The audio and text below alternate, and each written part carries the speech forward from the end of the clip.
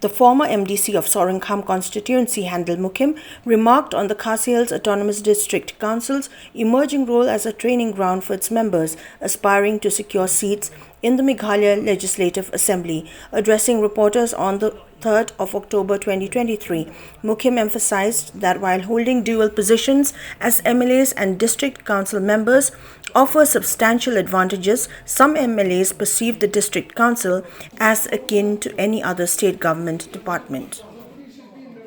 Ni don kam sibuk no ni perkhat na kabenta ban se pension ni MDC ha nang no ni bisa ni ha ban thau em pilat ke lempi kum do ban ra ka isi jong ya ko to por apok ke jing yalam jong ba w ba debit nang wi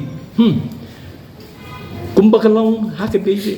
ka ba khamat do ka de professional tax ha ki to ki por don ye te ban khnang bangin la ban raise ya ke revenue jong ka council ke jong ni i ba dei tang professional tax bala banil ha ka to ka por ni grade ya ki post ha ka bi dei bat ka tax ha ka bi dei bat ki enforcement ki ban le pe ki ban le i ya ka jinglum ya ki ne ki professional tax ha ka ru ka ba dei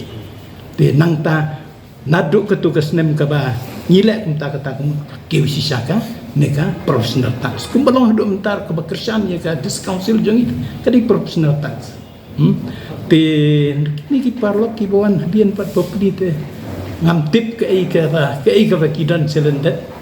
iman da ka burong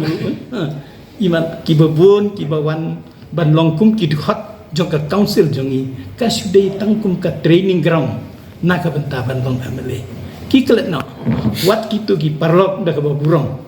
ki balong MDC hadien baki lalong MLA ki kelet dot ya ka bor jong ka council.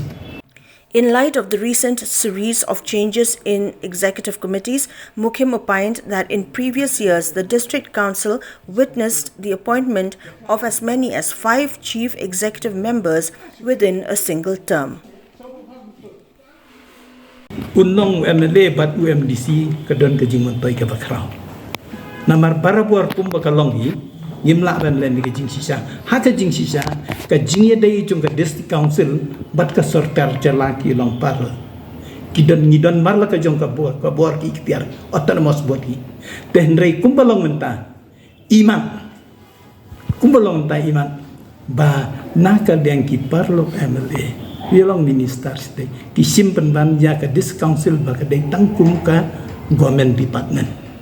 ka badan hapo ka jing ayu jong ka sarkar jela jong ni te ngong ba ka bhasibun ba ujo lada long MDC ba long MLA kata kamun ki jing ki ben ye kendo apo dis council uto ujo UMDC ubalong MLA unra hapo assembly yang te